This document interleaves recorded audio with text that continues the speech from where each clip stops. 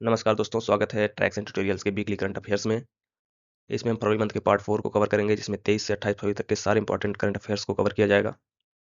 जिसमें हम मध्य प्रदेश में हुए ग्लोबल इन्वेस्टर समिट को डिस्कस करेंगे, महाकुंभ का समापन डिस्कस करेंगे, गोल्ड कार्ड वीजा को देखेंगे और भी बहुत सारे इंपॉर्टेंट करंट अफेयर्स को कवर करेंगे। तो चलिए शुरू करते हैं। तो दोस्तों, सबसे पहले हम देख लेते हैं महाकुंभ मेले का समापन, जो कि काफ़ी चर्चा में रहा इस बार। उत्तर प्रदेश गवर्नमेंट द्वारा आयोजित किया गया। और इस मेले के जो की पॉइंट्स हैं हम उसको डिस्कस कर लेते हैं। आप सभी को पता है, इस मेले का आयोजन उत्तर प्रदेश के प्रयागराज इलाहाबाद में हुआ।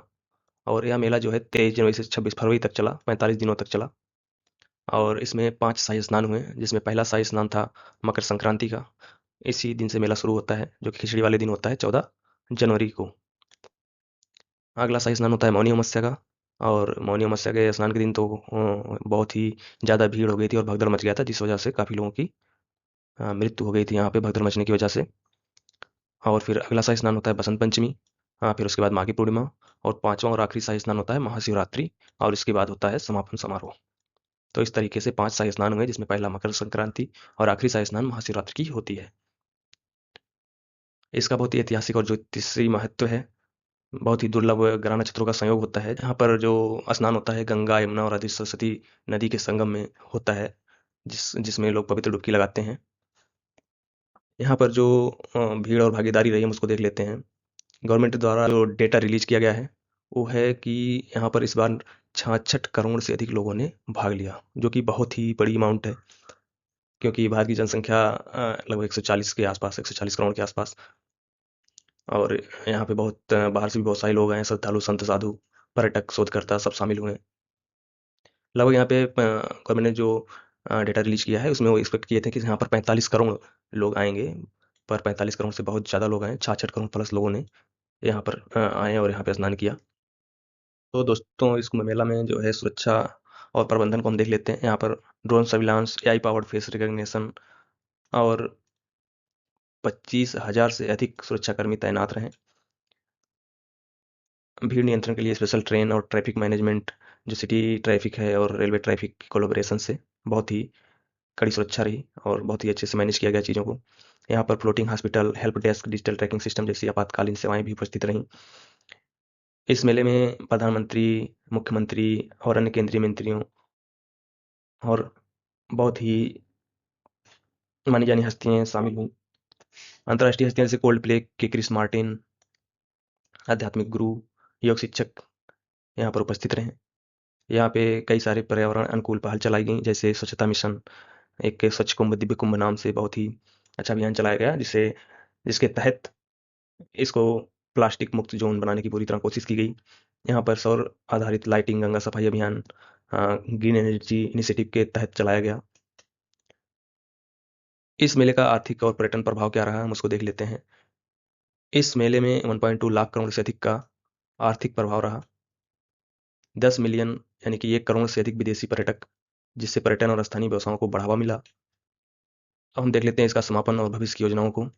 तो 26 फरवरी महाशिवरात्रि के बाद ये लास्ट स्नान होता है और उसके बाद 27 फरवरी को इसका समापन समारोह आयोजित हुआ। अगला कुंभ मेला नासिक के महाराष्ट्र में 2027 में। आप सभी को पता है कुंभ मेला 4 जगहों पर आयोजित किया जाता है, जिसमें प्रयागराज, नासिक, हरिद्वार और उज्जैन शामिल हैं। और अगला पूर्ण कुंभ जो है 2033 में होगा। महाकुंभ मेला हर 12 वर्षों में आयोजित होता है, तो इस हिसाब से अगला महाकुंभ 2037 प्रयागराज में होगा। इसके अलावा अर्थ कुंभ हर 6 सालों में होता है, जो 2028 में प्रयागराज में आयोजित किया जाएगा। यहाँ पर दुर्घटना एक हुई थी, जो है मौनी अमावस्या वाले दिन। और महाकुंभ 2025 ने आस्था, आध्यात्मिकता, संस्कृति और संगठन कौशल का एक नया उदाहरण प्रस्तुत किया है। दोस्तों, नेक्स्ट है ग्लोबल इन्वेस्टर समिट 2025, जो कि इस बार मध्य प्रदेश की राजधानी भोपाल में आयोजित की गई है। 24 से 25 फरवरी 2 दिन इसका आयोजन रहा। और इस समिट का उद्घाटन जो है प्रधानमंत्री नरेंद्र मोदी ने किया। इसमें 60 से अधिक देशों के प्रतिनिधियों ने और 300 से अधिक मुख्य उद्योगपतियों ने भाग लिया। यह 2 दिवसीय समिट के दौरान राज्य सरकार ने लगभग 31 लाख करोड़ रुपए का समझौता ज्ञापन, एमओयूज पर हस्ताक्षर किए हैं। और इससे मध्य प्रदेश राज्य में 23 लाख से अधिक रोजगार सृजित होने की संभावना है। समिट के दौरान 18 नई नीतियों की घोषणा की गई जो एमएसएमई, निर्यात संवर्धन, लॉजिस्टिक्स, स्टार्टअप्स और नवीकरणीय ऊर्जा जैसे क्षेत्रों में निवेश प्रोत्साहित करने का काम करेंगी। अगला है जो प्रधानमंत्री इस यात्रा के दौरान मध्य प्रदेश के छतरपुर जिले के गरहा गांव में Bageshwar Dham medical and science research institute की आधारशिला रखी और यह संस्थान 10 एकड़ भूमि पर स्थापित होगा और इसके पहले चरण में 100 बिस्तरों की सुविधा उपलब्ध होगी। इस परियोजना का मुख्य उद्देश्य समाज के सभी वर्गों को बेहतर स्वास्थ्य सेवाएं प्रदान करना है। लगभग 218 करोड़ की लागत से बनने वाला यह कैंसर अस्पताल अत्याधुनिक मशीनों से सुसज्जित होगा और विशेष चिकित्सकों की टीम द्वारा गरीब कैंसर रोगियों को निःशुल्क उपचार प्रदान करेगा। प्रधानमंत्री ने इस अवसर पर धार्मिक संस्थानों की भूमिका की सराहना की जो भारत के बड़े अस्पतालों का संचालन करती हैं और करोड़ों गरीब लोगों को चिकित्सा सेवा प्रदान करती हैं। उन्होंने बागेश्वर धाम द्वारा इस परंपरा में नए अध्याय जोड़ने की प्रशंसा की है। दोस्तों अगला है conference for women peace keepers from the global south. इस कॉन्फ्रेंस का आयोजन मानेकशॉ सेंटर नई दिल्ली में किया गया। यह सम्मेलन भारतीय सेना के United nation peace keeping centre CUNP के द्वारा विदेश मंत्रालय और रक्षा मंत्रालय के सहयोग से आयोजित किया गया। इसमें 35 प्लस देश की महिला शांति सैनिकों की भागीदारी देखी गई। इससे ग्लोबल साउथ में महिलाओं की भूमिका को सशक्त करने पर जोर दिया गया। इसके जो इंपॉर्टेंट पॉइंट्स है उसको देख लेते हैं। संयुक्त राष्ट्र शांति अभियानों में महिला सैनिकों की भूमिका को मजबूत करना, टेक्नोलॉजी और मेडिकल सपोर्ट को शामिल करना, शांति अभियानों में लैंगिक समानता को बढ़ावा देना, शोषण और दुर्व्यवहार, यौन शोषण और दुर्व्यवहार को रोकने के लिए नीतियां बनाना। भारत के विदेश मंत्री ने उद्घाटन समारोह में भाषण दिया जिसमें साउथ कोऑपरेशन में भारत की भूमिका को रेखांकित किया गया। भारत की राष्ट्रपति द्रौपदी मुर्मू ने प्रतिभागियों से मुलाकात कर शांति अभियानों में महिलाओं की महत्वपूर्ण भूमिका पर जोर दिया। यह सम्मेलन ग्लोबल साउथ में महिला शांति सैनिकों की भागीदारी और प्रभाव को बढ़ाने के लिए एक महत्वपूर्ण कदम है। इससे भविष्य में समावेशी और प्रभावी शांति अभियानों को बढ़ावा मिलेगा। दोस्तों अगला है बिस्लेरी इंटरनेशनल ने हाल ही में भारतीय पुरातत्व सर्वेक्षण ESI के साथ एडॉप्ट हेरिटेज 2.0 प्रोग्राम के तहत एक समझौता ज्ञापन पर हस्ताक्षर किया है।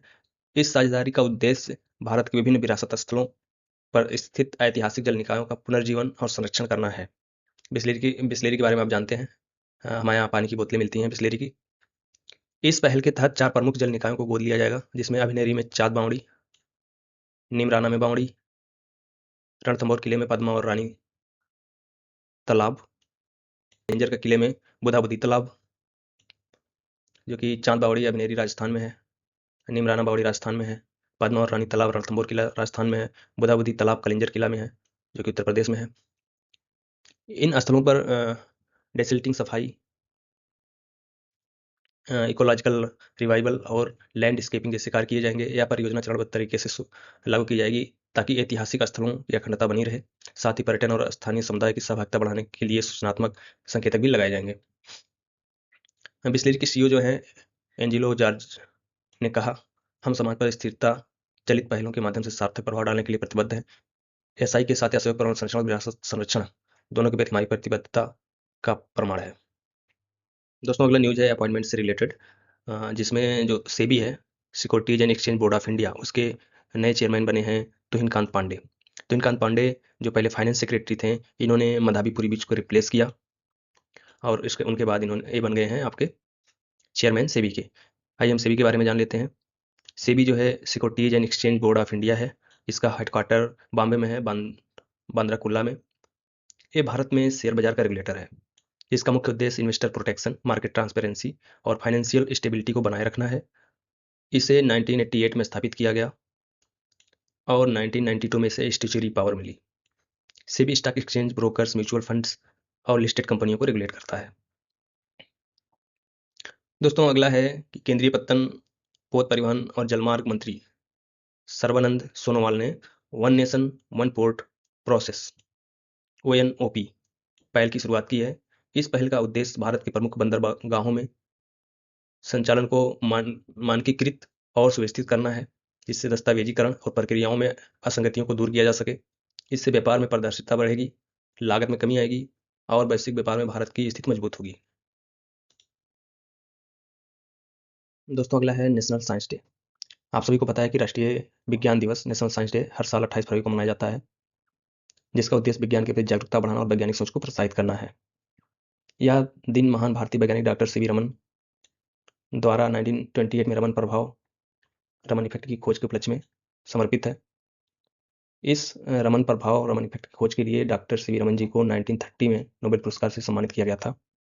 इस बार का जो विषय है राष्ट्रीय विज्ञान दिवस 2025 का जो विषय है वो है empowering Indian youth for global leadership in science and innovation for विकसित भारत। विकसित भारत के लिए विज्ञान और नवाचार में वैश्विक नेतृत्व हेतु भारतीय युवाओं को सशक्त बनाना। अगला है CISF ट्रेनिंग सेंटर का नाम चेंज हुआ है।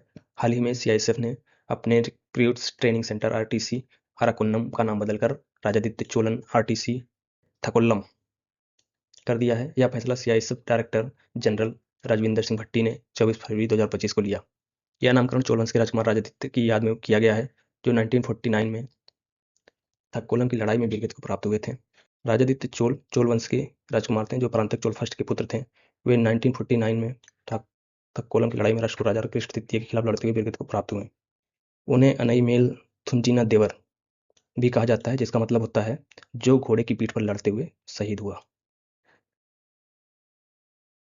भारत का पहला अंडर वाटर म्यूजियम भारतीय नौसेना के INS गुलदार को महाराष्ट्र के सिंधुदुर्ग तट पर डुबोकर बनाया जाएगा। यह project Maharashtra tourism development corporation MTDC और भारतीय नौसेना के सहयोग से किया जा रहा है। इसका जो मेन उद्देश्य है वो है स्कूबा डाइविंग और मरीन टूरिज्म को बढ़ावा देना, मरीन कंजर्वेशन और कोस्टल इकोसिस्टम को सुरक्षित रखना, स्थानीय समुदायों के लिए रोजगार का अवसर बनाना और भारतीय नौसेना के लिए डाइविंग ट्रेनिंग साइट विकसित करना। नेक्स्ट देखते हैं शशिकांत दास, जो कि पूर्व भारतीय रिजर्व बैंक RBI के गवर्नर रह चुके हैं, आप सभी जानते होंगे। उन्हें हाल ही में प्रधानमंत्री नरेंद्र मोदी के द्वितीय प्रधान सचिव यानी कि प्रिंसिपल सेक्रेटरी सेकंड के रूप में नियुक्त किया गया है। और शशिकांत दास के बाद RBI के जो गवर्नर नियुक्त हुए हैं वो हैं संजय मल्होत्रा, इसको भी ध्यान रखिएगा। नेक्स्ट है रतन टाटा एंडोनमेंट फाउंडेशन के बारे में। रतन टाटा की 10,000 करोड़ की संपत्ति रतन टाटा एंडोनमेंट फाउंडेशन को सौंपी गई, जिसे 2022 में सोशल वेलफेयर के लिए बनाया गया था। इसे Tata Sons chairman N Chandrasekaran lead करेंगे। एन गणपति सुब्रमण्यम की रिटायरमेंट हुई है, और जो कि एन चंद्रशेखरन के बड़े भाई थे। उसके बाद से एन चंद्रशेखरन जो है टाटा सन्स के चेयरमैन बन गए हैं। नेक्स्ट देखते हैं हम, तेलंगाना सरकार ने हाल ही में रतन टाटा रोड नामक एक ग्रीनफील्ड रेडियल रोड परियोजना की घोषणा की है, जिसका उद्देश्य राज्य में कनेक्टिविटी और बुनियादी ढांचे को सुदृढ़ करना है। इसके जो मेन पॉइंट हैं वह है सड़क जो है वो 41.5 किलोमीटर लंबी होगी, और इस परियोजना की जो कुल लागत है वो 4,000 करोड़ निर्धारित की गई है। इसका निर्माण 2 चरणों में होगा। पहले चरण में 19 किलोमीटर का खंड बनाया जाएगा, दूसरे में 22 किलोमीटर का खंड बनाया जाएगा।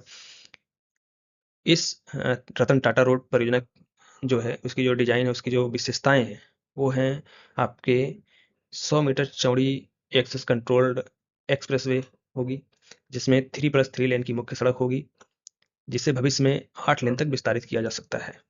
सड़क के बीच में 20 मीटर चौड़ा मीडियन भविष्य में मेट्रो या रेलवे कॉरिडोर के लिए आरक्षित है। इसके अलावा दोनों ओर सर्विस रोड, हरित पट्टी, साइकिल ट्रैक, फुटपाथ और यूटिलिटी कॉरिडोर भी शामिल होंगे। नेक्स्ट देखते हैं हम, हाल ही में IIT मद्रास ने एशिया की पहली अंतर्राष्ट्रीय हाइपरलूप प्रतियोगिता ग्लोबल हाइपरलूप प्रतियोगिता 2025 का आयोजन किया। जो इस प्रतियोगिता के इंपॉर्टेंट पॉइंट हैं वो है हाइपरलूप अवधारणाओं को वैश्विक स्तर पर प्रदर्शित और प्रचारित करना, युवा प्रतिभाओं में नवाचार को बढ़ावा देना और परिवहन के क्षेत्र में परिवर्तनकारी सोच को प्रोत्साहित करना। इसमें इस प्रतियोगिता के लिए 410 मीटर लंबा हाइपरलूप वैक्यूम ट्यूब बनाएगा, जो भारत का पहला हाइपरलूप परीक्षण ट्रैक है। IIT मद्रास की टीम आविष्कार हाइपरलूप ने इस प्रतियोगिता का आयोजन किया, जिसका उद्देश्य भारत को हाइपरलूप अनुसंधान का वैश्विक केंद्र बनाना है। नेक्स्ट है, अभी हाल ही में RBI ने, रिजर्व बैंक ऑफ इंडिया ने फाइनेंशियल लिटरेसी वीक सेलिब्रेट किया है, और ये इस बार का 10वां वार्षिक फाइनेंशियल लिटरेसी वीक था। इस साल का जो विषय था, जो थीम था, वो है फाइनेंशियल लिटरेसी वुमेन्स प्रॉस्पेरिटी यानी महिलाओं की समृद्धि के लिए वित्तीय साक्षरता। इसके जो मेन फोकस था वो था फाइनेंशियल प्लानिंग, महिलाओं को बजटिंग और फाइनेंशियल मैनेजमेंट की सही स्ट्रेटजी सिखाना, saving and risk management, saving की इंपॉर्टेंस और रिस्क डाइवर्सिफिकेशन को समझाना, availing credit for growth, responsible borrowing और क्रेडिट स्कोर मेंटेन करने की अवेयरनेस बढ़ाना। इस इनिशिएटिव के तहत आरबीआई ने बैंक्स और स्टेक होल्डर्स के साथ मिलकर नेशनल वाइड अवेयरनेस प्रोग्राम और आउटरीच एक्टिविटीज आयोजित की। खासतौर पर होम मेकर्स, वर्किंग वुमेन्स और वुमेन एंटरप्रेन्योर्स को फाइनेंशियल सिस्टम में ज़्यादा पार्टिसिपेशन के लिए इनकरेज किया गया। अगला है इंटरनेशनल न्यूज़ है कुछ, उनको हम देख लेते हैं फटाफट। तो पहला है जर्मनी के नए चांसलर होंगे फ्रेडरिक मर्ज। जर्मनी के आम चुनाव में जर्मन के विपक्षी नेता फ्रेडरिक मर्ज की कंजर्वेटिव पार्टी ने जीत दर्ज की है। इसके साथ ही फ्रेडरिक मर्ज का जर्मनी के नए चांसलर बनने का रास्ता साफ हो गया है। हर वर्ष 25 फरवरी को दुनिया भर में let's all eat right day मनाया जाता है। यह दिन प्रसिद्ध पोषणविद अमेरिकी लेखिका और 1900 के दशक में पोषण आंदोलन में बदलाव लाने वाली एडेल डेविस के जन्मदिन के रूप में मनाया जाता है। हाल ही में नियुक्त हुए एफबीआई के निदेशक काश पटेल, जिन्हें शराब, तंबाकू, आग्नेयास्त्र और विस्फोटक मामलों के ब्यूरो के कार्यवाहक निदेशक के रूप में भी जिम्मेदारी दी गई है। नेक्स्ट है, हाल ही में चीन के टोंकन की खाड़ी में सैन्य अभ्यास शुरू किया गया, जो दक्षिण चीन सागर के उत्तरी क्षेत्र में स्थित है। अभ्यास बेडबू खाड़ी क्षेत्र में आयोजित किया जा रहा है और यह कदम वियतनाम द्वारा दक्षिण चीन सागर में अपने दावे वाले जल क्षेत्र में एक नई सीमा रेखा की घोषणा के बाद उठाया गया है। वियतनाम की सरकारी समाचार एजेंसी वियतनाम न्यूज के अनुसार यह नई सीमा संयुक्त राष्ट्र समुद्री कानून सम्मेलन के अनुरूप है और वियतनाम की संप्रभुता एवं अधिकार क्षेत्र की सुरक्षा के लिए एक मजबूत कानूनी आधार प्रदान करती है। नेक्स्ट दोस्तों, अगला इंटरनेशनल अफेयर जो है हमारा, वो Trump's gold card visa a new path for investors title से है। अमेरिका के जो अभी वर्तमान राष्ट्रपति हैं डोनाल्ड ट्रंप ने गोल्ड कार्ड वीजा की घोषणा की, जो एक नया इन्वेस्टमेंट बेस्ड रेसिडेंसी प्रोग्राम है। इसके तहत कोई भी व्यक्ति $5 मिलियन यानी कि लगभग 43.5 करोड़ रुपीज का निवेश करके बस परमानेंट रेसिडेंसी और बाद में सिटीजनशिप प्राप्त कर सकता है। यह नया वीजा मौजूदा EB-5 प्रोग्राम की जगह ले सकता है, जो अभी $8 लाख से $1.05 मिलियन के निवेश पर ग्रीन कार्ड देता है। $8 लाख से $10 लाख के निवेश पर ग्रीन कार्ड देता है। ट्रम्प का मानना है कि रिच इन्वेस्टर्स को आकर्षित करेगा या गोल्ड कार्ड वीजा और यूएस इकोनॉमी को फायदा पहुंचाएगा। हम आगे देखते हैं कि इसका गोल्ड कार्ड वीजा का इंडियंस पर क्या इम्पैक्ट होगा। तो हाईली स्किल्ड इंडियन प्रोफेशनल्स जो ग्रीन कार्ड के लिए सालों से इंतजार कर रहे हैं, उनके लिए यह प्रोग्राम चैलेंजिंग हो सकता है क्योंकि इसकी कीमत बहुत ज़्यादा है। कुछ कंपनियां जैसे एप्पल और गूगल एक्सेप्शनल टैलेंट को गोल्ड कार्ड स्पॉन्सरशिप दे सकती हैं, जिससे टॉप टीयर इंडियन ग्रेजुएट्स को फायदा हो सकता है जो आईआईटी से पढ़े हैं या आईएम से हैं। हालांकि कई इमिग्रेशन एक्सपर्ट्स का मानना है कि यह सिर्फ अल्ट्रा रिच इंडिविजुअल्स के लिए फायदेमंद रहेगा और आम भारतीय प्रोफेशनल्स के लिए उपयोगी नहीं होगा। देखते हैं दोस्तों, अगला है लुलु ग्रुप को यूएई में, यूनाइटेड अरब अमीरात में एग्रीकल्चर के लिए अवार्ड मिला है। लुलु ग्रुप को शेखर मंसूर बिन जायद एग्रीकल्चर एक्सीलेंस अवार्ड से सम्मानित किया गया। यह अवार्ड यूएई के एग्रीकल्चर सेक्टर और सस्टेनेबिलिटी में उनके योगदान के लिए दिया गया। Ashraf Ali M A, executive director of Lulu group, ने अवार्ड इमिरेट्स पैलेस में doctor Amna bint Abdullah Al Dahak, ये मिनिस्टर हैं यूएई में क्लाइमेट चेंज एंड एनवायरनमेंट की, से प्राप्त किया। तो हम जान लेते हैं लुलु ग्रुप के बारे में। हमारे इंडिया में भी लुलु ग्रुप के काफ़ी मॉल्स और काफ़ी सारी चीज़ें संचालित हो रही हैं। तो लुलु ग्रुप इंटरनेशनल का हेडक्वार्टर अबू धाबी में है और यह मिडिल ईस्ट, एशिया और अन्य देशों में बड़ा रिटेल नेटवर्क संचालित करता है। एम ए यूसुफ अली द्वारा स्थापित इस ग्रुप का भारत से गहरा संबंध है, जहां से अपने स्टोर्स के लिए फ्रेश प्रोड्यूस, फूड प्रोसेसिंग और लॉजिस्टिक सेक्टर में भारी निवेश करता है। अगला न्यूज है, टोंकन की खाड़ी के नियंत्रण के संबंध में चीन और वियतनाम के बीच लंबे समय से समुद्री समझौता है। हालांकि निकटवर्ती दक्षिण चीन सागर के इस प्रेटली और पारासेल द्वीपों पर कुछ समुद्री क्षेत्रों पर दोनों देश के अपने अपने दावे हैं। चीन लगभग पूरे दक्षिण चीन सागर पर अपना दावा करता है और इस क्षेत्र में उसका रुख आक्रामक रहा है। अभी हाल ही हमने पढ़ा कि टोंकन खाड़ी में यह सैन्य अभ्यास कर रहा है चीन। तो नेक्स्ट है ब्लू ओरिजिन NS-30 मिशन, ए सक्सेसफुल 10th ह्यूमन फ्लाइट। तो ब्लू ओरिजिन जो कि एक प्राइवेट कंपनी है, इसने अपनी 30वीं न्यू सेफार्ड NS-30 मिशन को सफलतापूर्वक लॉन्च किया। यह कंपनी की 10वीं ह्यूमन स्पेस फ्लाइट थी, जो बेस्ट टेक्सास के लॉन्च साइट 1 से उड़ान भरी थी। इसकी खास बात यह है कि इसमें एक जो क्रू मेंबर थे उसमें एक इंडियन भी हैं, इंडियन ओरिजिन के हैं। उनका नाम है तुषार शाह इस कैप्सूल ने 107 किलोमीटर की ऊंचाई हासिल की और बूस्टर और कैप्सूल दोनों सुरक्षित वापस लैंडिंग भी कर लिए। अब तक ब्लू ओरिजिन ने कुल 52 यात्रियों को अंतरिक्ष में भेजा है। यह जो है स्पेस टूरिज्म की दिशा में एक सफल कदम है। नेक्स्ट देखते हैं आर्ट एंड कल्चर से रिलेटेड। तो उड़ीसी नृत्य के जनक माने जाने वाले प्रसिद्ध नृत्याचार्य मायाधर राउत का दिल्ली में उनके आवास पर 92 वर्ष की आयु में निधन हो गया है। तो इनके बारे में कुछ खास बातें जान लेते हैं। 1950 के दशक में उड़ीसी नृत्य के पुनरुद्धार में महत्वपूर्ण भूमिका निभाई थी इन्होंने। 1952 में कटक में कला विकास केंद्र की स्थापना की, जो उड़ीसी नृत्य सिखाने का भारत का पहला संस्थान बना। फिर 1959 में जयंतिका संघ की स्थापना की, जिसने उड़ीसी नृत्य के लिए एक संगठित ढांचा तैयार किया। संचारी भाव, मुद्रा विनियोग और रस सिद्धांत को उड़ीसी में शामिल किया, जिससे यह एक संगठित शास्त्रीय नृत्य के रूप में विकसित हुआ। उन्हें पद्मश्री पुरस्कार से सम्मानित किया जा चुका है। दिल्ली में आयोजित हुआ है जहान खुसरो 2025 का प्रोग्राम। यह एक प्रतिष्ठित सूफी संगीत महोत्सव है, जो कि 28 फरवरी को नई दिल्ली स्थित सुंदर नर्सरी में आयोजित किया गया। इस कार्यक्रम में भारत के प्रधानमंत्री श्री नरेंद्र मोदी ने भी भाग लिया और सभा को संबोधित किया। प्रधानमंत्री मोदी ने हजरत अमीर खुसरो की समृद्ध विरासत की प्रशंसा की, भारत की सांस्कृतिक विविधता को एक सुंदर बगीचे के रूप में वर्णित किया। उन्होंने सूफी परंपरा की समावेशिता और इसकी भारतीय मिट्टी से गहरे संबंध पर जोर दिया। हम जान लेते हैं अमीर खुसरो के बारे में। आमिर खुसरो जो थे 1253 से 1325 दिल्ली सल्तनत के दरबारी कवि रहे हैं। एक महान सूफी संत, कवि, संगीतकार और विद्वान थे अमीर खुसरो, जिन्हें हिंदी भाषा के जनक और भारतीय उपमहाद्वीप में सूफी संगीत के प्रवर्तक के रूप में जाना जाता है। इनका जो पूरा नाम था वो अबुल हसन यमनुद्दीन खुसरो था।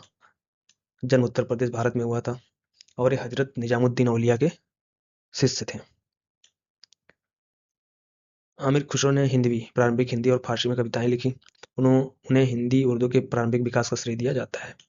उन्होंने भारतीय संगीत को नई ऊंचाइयां दी और कई नए रागों और तालों की रचना की, जैसे कव्वाली, तराना, ख्याल और सितार के जन्म का श्रेय भी उन्हें दिया जाता है। इनकी जो मुख्य हिंदी रचनाएं हैं, खालिक बारी, दीवाने हिंदवी, तराने हिंदवी, हालाते कन्हैया, नजराना ए हिंदवी, जवाहर खुसरवी। आमिर खुसरो को तूतीय हिंद का तोता कहा जाता है। इन्हें कव्वाली का जनक माना जाता है। दोस्तों नेक्स्ट है सुनील भारती मित्तल, भारतीय एंटरप्राइजेस के संस्थापक और अध्यक्ष। इन्हें ब्रिटेन के राजा चार्ल्स तृतीय द्वारा ऑनर नाइटहुड से सम्मानित किया गया। Knight Commander of the Most Excellent Order of the British Empire की उपाधि से सम्मानित किया गया, जो ब्रिटिश संप्रभु द्वारा विदेशी नागरिक को दिया जाने वाला एक उच्च सम्मान है। यह सम्मान भारत और ब्रिटेन के बीच व्यापारिक संबंधों को मजबूत करने में मित्तल के महत्वपूर्ण योगदान को मान्यता देता है। उनकी कंपनी भारतीय एयरटेल भारत की अग्रणी दूरसंचार कंपनियों में से एक है और उन्होंने एयरटेल अफ्रीका और वनवेव जैसी अंतर्राष्ट्रीय परियोजनाओं के माध्यम से वैश्विक स्तर पर अपनी पहचान बनाई है। इससे पहले जमशेद ईरानी 1997, पंडित रविशंकर जो कि सितार बजाते थे 2001 और रतन टाटा 2009 जैसे प्रमुख भारतीय व्यक्तित्वों को भी मानद नाइटहुड से सम्मानित किया जा चुका है। नेक्स्ट अवार्ड है जो है business leader of the year award. तो यह business leader of the year, CEO of the year वो मिला है समीर कनोडिया को, जो कि लुमिना डाटामेटिक्स के मैनेजिंग डायरेक्टर और सीईओ रहे हैं। यह अवार्ड उन बिजनेस लीडर्स को दिया जाता है जिन्होंने एक्सेप्शनल बिजनेस स्किल, इनोवेशन और सोशल डेवलपमेंट और सिग्निफिकेंट कंट्रीब्यूशंस किए हैं। नेक्स्ट है बानू मुश्ताक की बुक है हार्ट लैम्प।